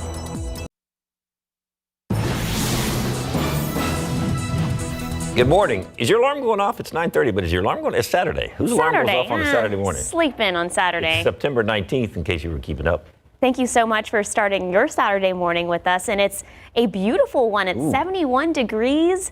Our Katie Blake is in for Sarah Spivey this morning. Katie, this is going to be shaping up to be a beautiful weekend. Oh, yes. It's going to be really, really nice. Can't wait to step outside because it's not so humid outside this morning. If you've already been out for maybe a walk or a jog this morning, you know that it feels very comfortable out there. But we've also got the tropics to talk about. And in case you missed it, we ran through every single name on the original list for the 2020 hurricane season. Wilfred got named yesterday. Alpha also got named yesterday. So when we run through all the names, we switch over to the Greek alphabet. We did this back in 2005 as well. And we were thinking the disturbance that's out in the Gulf of Mexico now would be Alpha, but Alpha actually got named yesterday. There was a system all the way over near Portugal and Spain that took the name Alpha. It's gone now. So that's why our tropical system in the Gulf of Mexico has taken the name Beta. Beta is still a tropical storm this morning. It's not going to move much today, but by late tonight and tomorrow, it'll start to inch closer to the Texas Gulf Coast, and we will start to see some changes to our weather here in San Antonio beginning tomorrow, especially during the second half of the day. So enjoy today. 88 degrees this afternoon with lower humidity in place, plenty of sunshine. We'll start to pull in some more clouds and even a low chance of rain Sunday afternoon and evening. We'll talk more about that coming up in just a bit. Thank you, Katie. Well, everyone is welcome. That's the theme for the nonprofit Aid the Silence 5K Walk and Run this year. The event is designed to help raise funds and awareness for their mission, which is to help deaf and hard of hearing children and teens through providing resources and tools to succeed. Our Alicia Barrera has been live at the event all morning long. And Bernie, good morning, Alicia. You were talking about who this is actually going to really benefit. Good morning. Yeah, well, the teens and the children, deaf and hard of hearings, are the ones that are benefiting today. And this is all possible thanks to Aid the Silent. And I do want to make note that changed the face mask here to a face shield, and that was courtesy of Aid the Silent. Taken into custody after falling asleep behind the wheel and slamming into a motel room that's on the city's northeast side. It happened just after 12:30 this morning in the Motel 6 located on I-35 and Industry Park Drive. Police say the man fell asleep behind the wheel in the parking lot of the Motel 6. They tell us he forgot to put the car in park. That's when the vehicle jumped the curb and slammed into the room that was occupied. Fortunately, the people in the room were not hurt. The driver was taken under suspicion of alcohol. Charges are pending.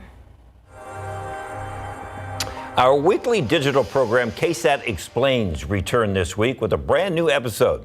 If you've ever watched the show, you know it's where we just take one topic and cover it in different aspects and all angles. This week, the team takes a look at transportation in San Antonio. For this episode, KSAT Explains, reporter RJ Marquez focused on the history of transit in our city. He stepped into the breakdown booth to share what he learned while reporting. The history of transportation in San Antonio. This is not a topic I knew very much about, but I was able to really kind of take away a lot of valuable information. First thing is that our city has been very resilient when it comes to public transportation. We introduced streetcars in the late 1870s, early 1900s. We were the first major city to abandon streetcars, but yet they had a very positive impact in the city. They helped downtown grow. They helped a lot of suburbs grow, like Woodlawn Lake, Alamo Heights. Now, of course, streetcars, they sort of led into the introduction of buses.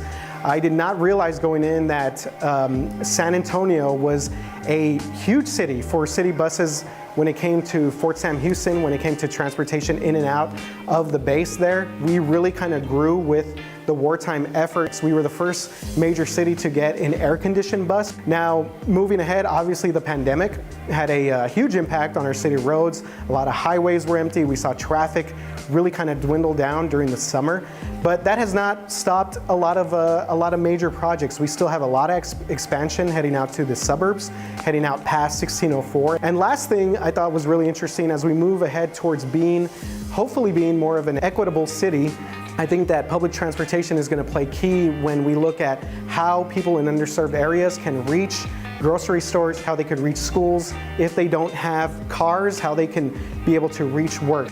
And I was just really kind of blown away by the amount of things that we were able to learn by putting together these two episodes. You can watch KSAT Explains Transportation in San Antonio Part 1 right now on the KSAT TV app on your smartphone or at ksat.com/explains. Next week's episode of KSAT Explains will be focused on what the future transportation will look like and how we'll pay for that future. Now to the latest on the pandemic. The U.S. is now closing in on 200,000 coronavirus-related deaths. More than a third of Americans know someone who has been hospitalized or died from COVID-19. And a new report calls COVID-19 the largest mass fatality incident in the modern history of New York City. ABC's Trevor Alt has more.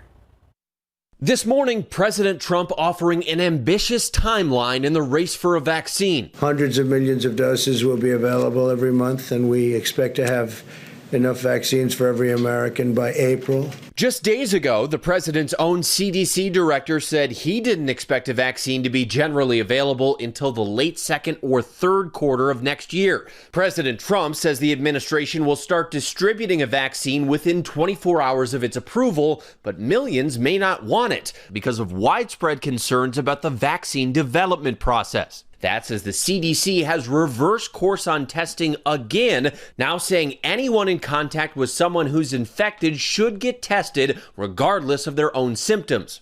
Across the U.S. this weekend, big developments for businesses and potential crowds. Las Vegas bars getting the green light to reopen. We'll be greeting our guests at the door. We'll be taking their temperatures. Some Florida bars celebrating Oktoberfest at 50% capacity. If you're not seated, you've got to have your mask on. Right now, 11 states and Puerto Rico are seeing COVID-19 deaths rise as the virus is still a global problem. Now widespread restrictions are being rolled out across Europe once again. Spain has brought back military tents for an overflow of COVID patients, and London's mayor won't rule out another lockdown. Trevor Alt, ABC News, New York. Well, it's 9:39 and 71 degrees. Still coming up on GMSA, a preview of what you can expect on today's new episode of Texas Eats. We're talking big and ribs. David Elder going to join us in just a few minutes. Very excited about that. Well, plus checking out some awesome DIY projects done by our viewers, how you can share pictures of your creations too as well. And outside with live cam might be a time to get out and do some of those DIY projects or something, or just hang outside. It's going to be an absolutely gorgeous day. Humidity is going to be low. Temperature's not going to be that bad. Okay, got your forecast coming up.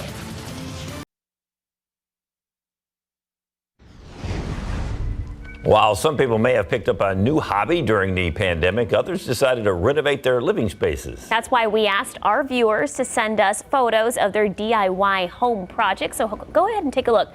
Not only did we get dozens of submissions showing photos full of incredible home makeovers, but a lot of viewers submitted before and after pictures. Yeah, people finally building that deck they've always wanted in the backyard, restoring an old piece of furniture.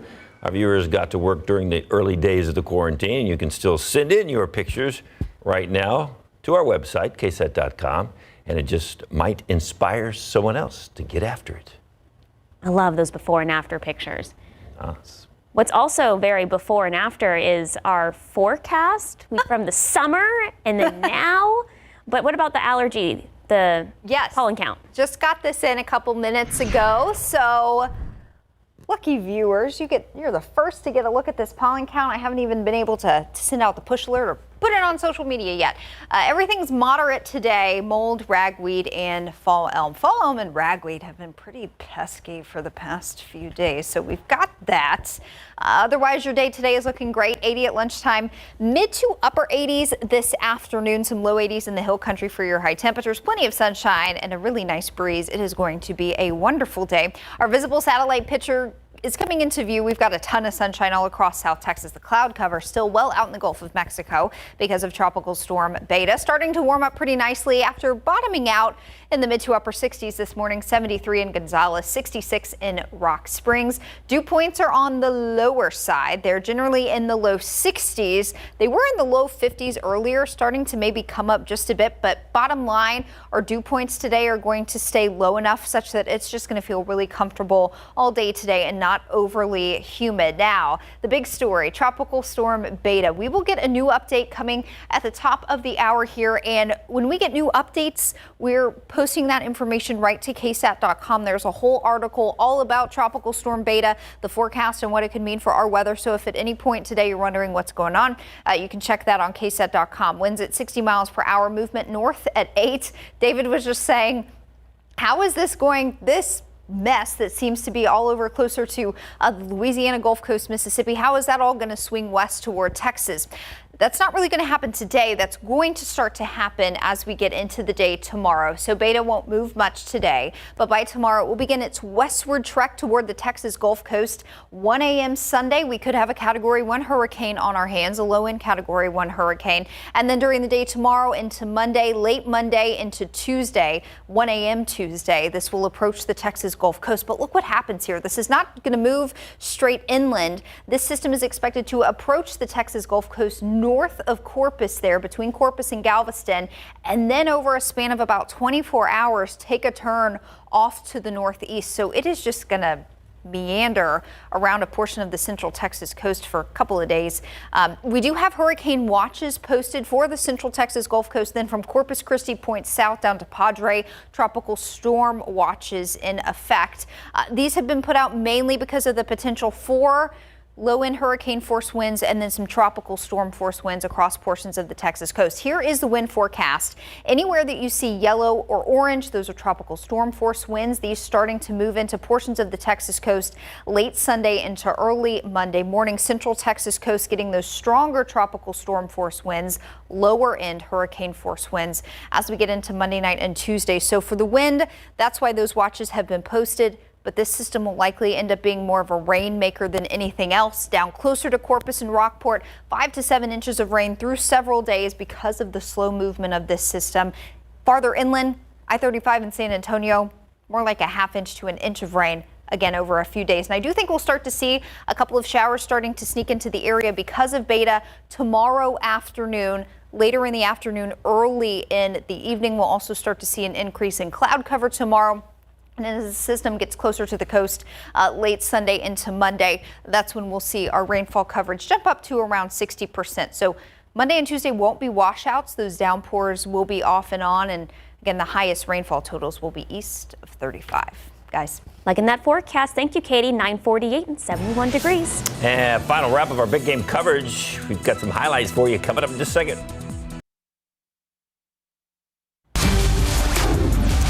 The Battling Billies of Fredericksburg taking their undefeated record on the road last night to Wimberley against the Texans.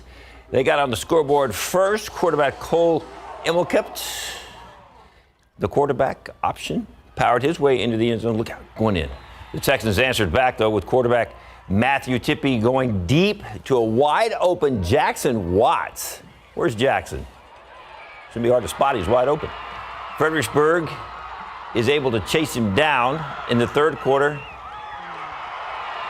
Running back Juan Alamedo is able to score from 16 yards out after they chase him down. They said he was down at the half-yard line, and then they moved it back to the 2. It didn't really matter after all that. Battling Billies were able to score 2 touchdowns in the second half, 21-20, the final from Wimberley. The Texans get the win. All right, meanwhile, Jourdanton taking on Canyon Lake at Indian Stadium. Both teams tied at 24 when the Indians' defense make the play. Peyton Gonzalez started to run into his left and then reverse field, but there's a penalty on the play. So the offense was set up shop at the 20-yard line, and they capitalized a few minutes later. We'll wait till he gets there. You see the penalty flag? Whoops. Indian Borth takes the handoff, powers in. The final score was Jourdanton 38, Canyon Lake 24. And finally, the Lavernia Bears hosted Gonzalez. The Apaches with the ball. Quarterback Jaron Johnson coming up right here. Needs a couple of yards for the first down. Okay, well, I'll get a couple, and then I'll get a couple more, and then a whole lot more. He is gone, 69 yards. That gives Gonzalez the lead, 7-0. They go up 10-0 before a Bear attack. The final from Lavernia. Lavernia comes back to win it, 47-16. Nice comeback. Good to see some football out there. It is 9:53, 71 degrees. Well, most of us prepare for the possibility of a house fire by installing smoke detectors and by fire extinguishers. But do you know what to do when it comes to water damage? We'll have some answers for you. That's tomorrow on GMSA. Good morning. Good morning. We're live from Bernie, where Aid the Silence 6th annual 5K walk and run is able to take place in person and virtually. So how exactly did this happen? Well, Emma Faye Redkin, founder and executive director for Aid the Silent, worked closely with the city to come up with a COVID-19 safety plan. So this included groups staggered and, of course, the requirement to wear face masks. So the deaf community, I spoke to some of them, also hard of hearing, children, teens, and what this means for them. And they say that in a time where everyone's lips are covered, they feel like they're heard, they feel like they're seen. So this is the purpose of this event, and of course to raise funds for these teens. Reporting live from Bernie, Alicia Barrera, KSAT 12 News. Looks really nice out there in Bernie. It's going to be a beautiful day. Get out and enjoy. Tomorrow morning, cool again, 62. Up to the mid-80s tomorrow afternoon. Increasing clouds and a few showers possible during the second half of the day. We are watching Tropical Storm Beta. It'll hug the Texas coast through early next week and toss us a couple of off and on tropical downpours through Tuesday. All right, we've been talking about food all morning, and here it is. I think all we have to say is David Elder's here. David Elder's here, and he brought us these dino ribs. Dino beef ribs. Look at the size of this thing. 5 pounds of meat. If it tastes half massive. as good as it's big. And this is from Cowboy's Smokehouse. That is correct. Cowboy Smokehouse Barbecue in Pleasanton. It is a newer barbecue joint. They refurbished an older home, and then they created this new barbecue spot. And there was a barbecue spot right next to it called Cowboy Smokehouse Barbecue, but it's a brand new spot. And you can see them right here on Texas Eats coming up in just a couple minutes. It's a lot of fun to go down there. A great family, a great story. And the best part, really good food. Look at that. He's got like juice on his face. Okay. That's what I wanted to see. I'm eating it with a fork because I don't want to make a mess. Yeah, no, that's understandable. You can't eat a rib with a fork, can you? Well, on TV. Dig in. The show is almost over, Sarah. Just go. Yeah, and you know what? Don't let Katie fool you. She's over here with one as well, okay? So she could take a bite too if she wants to. But you got Sarah with the fork and knife, which is a good way to approach this. This is there you go. You got to show them off. Show it off. Show how big that. You got to Vanna White the big old beef rib. There you go. Oh. Don't let it slide off.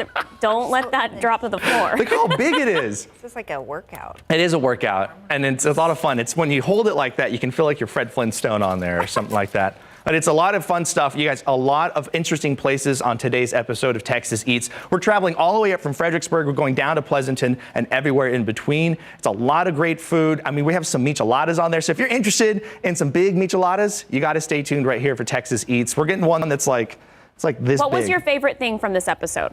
I would say my favorite thing was the people that I got to meet while traveling around. So many great stories around the Texas area, and these family-owned barbecue places, these family-owned businesses, they are so in tune with the community and the way that they give back. There's one story here, Lockenfelder Barbecue in Fredericksburg. They give back to everyone, the fire department, the first responders, and they do it on a regular basis because they know that those are the people that are supporting them, and they want to do everything they can to give them something back. And why not? It's good barbecue. You get some mac and cheese out of it, so it must be nice being a firefighter around that area. It's some really good food. Katie is just going to. Oh, she going? Not just David, but Katie. No, let me see Katie. We got to see Katie. There we go. This is like some seriously good All stuff. right, take it away. We're coming. Okay, stay right here in just a couple seconds. A brand new episode of Texas Eats is going down.